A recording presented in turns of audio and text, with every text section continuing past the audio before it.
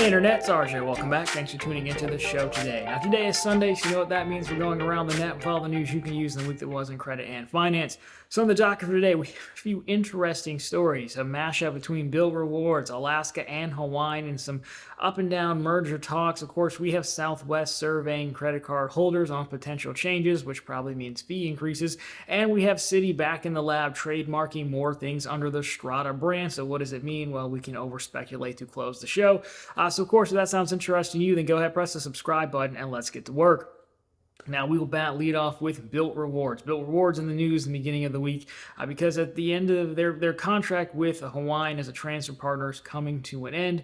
It was about a 3-year deal. They're now renewing it. We'll get into that in a second. I've actually read that Hawaiian was missing since like the beginning of June as a transfer partner on option. I don't know how true that is. I think I saw just a few comments about it. So you might be wondering if BILT Rewards has any plans on re-upping with Hawaiian. Well, yes, but not right away, but maybe longer than we thought. It'll make sense if we follow the stories through. So, taking a look at this one to start. This was from Richard Kerr of BILT over on Twitter, or X as we're supposed to say. As our original 3-year agreement came to a close with Hawaiian Airlines, we were confident, as reported this morning, hold on to that thought, that the merger with Alaska would be approved. Given we are the only transfer partner Alaska has at a 1-to-1 ratio, the ability to book Hawaiian with BILT points should return shortly. The legal and manpower overhead required to create a new agreement with Hawaiian Airlines didn't make sense for either of us when we were confident the partnership would return shortly. I don't love press releases or comments, but when they actually say something and give context, I do think it's helpful. So there you go. That's what we have. Now, again, it kind of makes sense because at least when the merger was talked about, they're still going to leave them as separate brands. I think the loyalty programs will still work together, but they'll be separate brands. So I don't see why it wouldn't fall under, being related to one another. So if you have a deal with one, you could probably, slap in a clause in there, make one an addendum for the other guy. I also don't know why it'd be that much work to copy and paste the agreement, a new agreement, unless you wanted to change it. But again, it would still be work. And as originally as we thought, the Alaska Hawaiian deal was final. So if it's final, then you're like, why go through it? We're going to have to go put, points and miles and loyalty programs on the roadmap to kind of merge together in some way, right? I don't think it would have been the highest priority by any means, but it would have been up there, and this probably would have taken care of it as well. So everyone thought the Alaska deal was approved. Turns out, not so fast, because Alaska put out a small update in their press release. The original one kind of led us to believe that, hey, the Department of Justice said yes, and it was only like the Department of Transportation that had to weigh in. From what I've read from various sites, it was more so the DOJ would be the hard part, and the Department of Transportation would more so want to ensure that they didn't get rid of certain routes, and they still had, service and access to a certain clientele to get places, things like that. Not the biggest deal in the world. I'm sure they would probably agree to just get it done. Well, turns out it's not actually approved by the Department of Justice. They sort of just kind of laid out and stayed quiet on it, which is weird. So here's the press release update from View from the Wing. And, normally, again, we don't love press releases, but sometimes they are sort of helpful. Alaska just kind of snuck this in there. So first draft, the time period for the U.S. Department of Justice to complete its regulatory investigation of the proposed combination of Alaska Airlines and Hawaiian Airlines under the HSR Act has expired. Then they went on to say, there's some more stuff. I'm just pulling out the main part. Then the revised draft says the time period during which the parties were prohibited from closing under the HSR Act has expired. The government's review is ongoing. So apparently that's ongoing, as they've said. So it's kind of weird that I won't lie to you, I don't really understand who messed this one up, who said, hey, it's approved. It sounds like DOJ just kind of said nothing. From what I've read, again, it's not necessarily a good thing, it's not a great thing if you're on the merger team, but it doesn't necessarily mean it's done. It just means they're just not done reviewing it and giving their blessing yet. So we'll have to wait and see. Does that change BILT Rewards and Hawaiian's earlier post?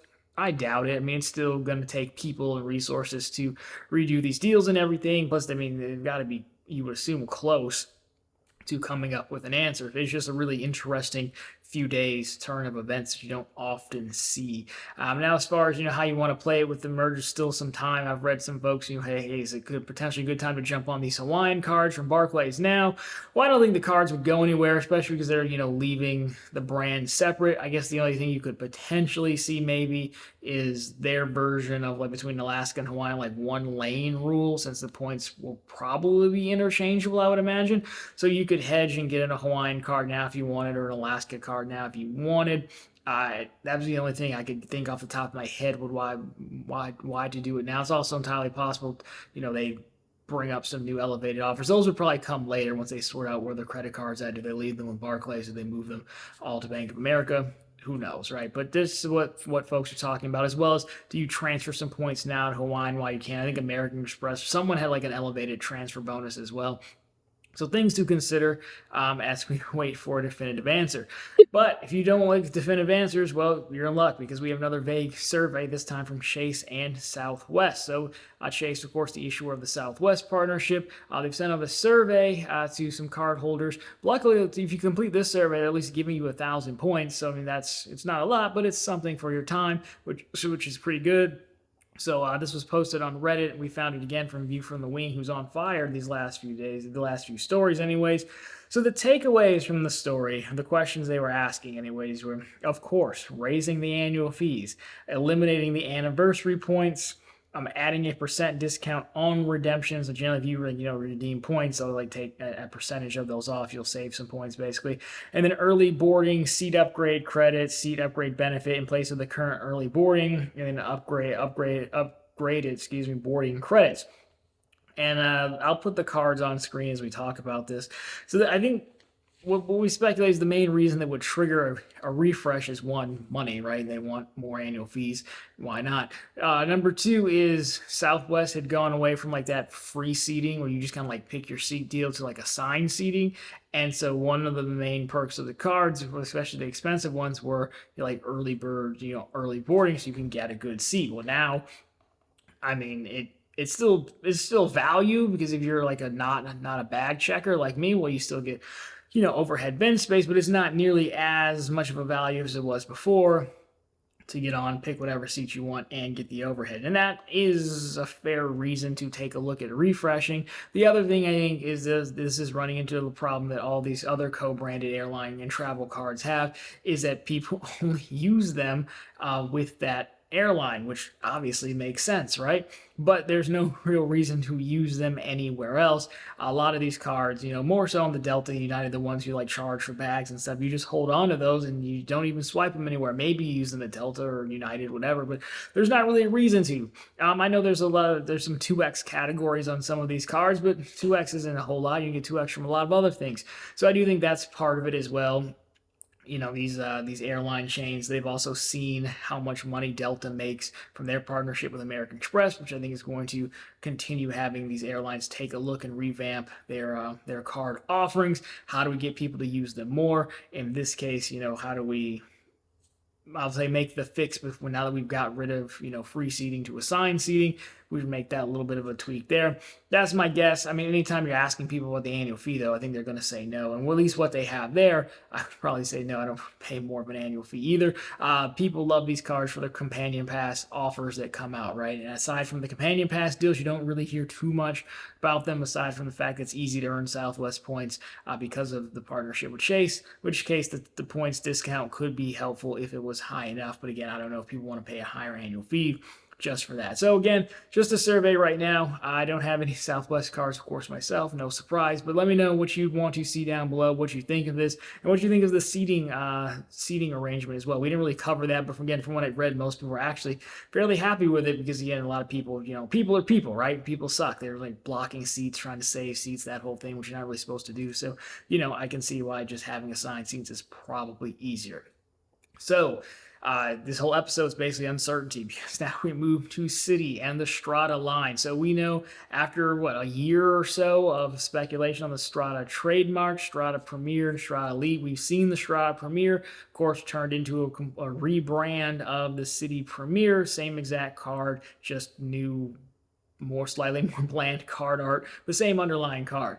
Strata Elite still MIA. We still assume we're going to get one because it'll be a higher tier card at some point, right? But Citi has now also filed another trademark for Strata Select. So I believe the first person I saw with this was Proud Money.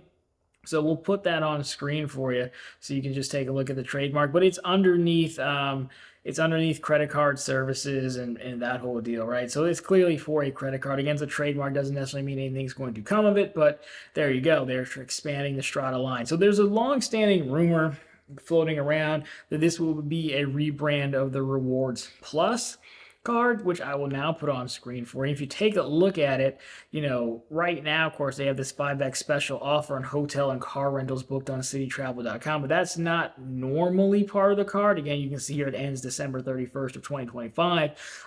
So, I mean, it's entirely possible it becomes part of the card. But then the other points here are 2x back on supermarkets and gas stations, 1 back on everything else. And of course, this one has the roundup feature as well. And I could see it. The Rewards Plus is kind of in a weird spot because it's not. I look at it and I don't see a travel card outside of this new 5x category they've temporarily put on it to push you through the travel portal. Right? I see it kind of more as a cashback card, and I don't think they're going to change the name. The custom cash and the double cash name is here to stay. I'm positive, because they were like, if you think of a 2% card, you think of the double cash. I think there's too much brand equity built up there.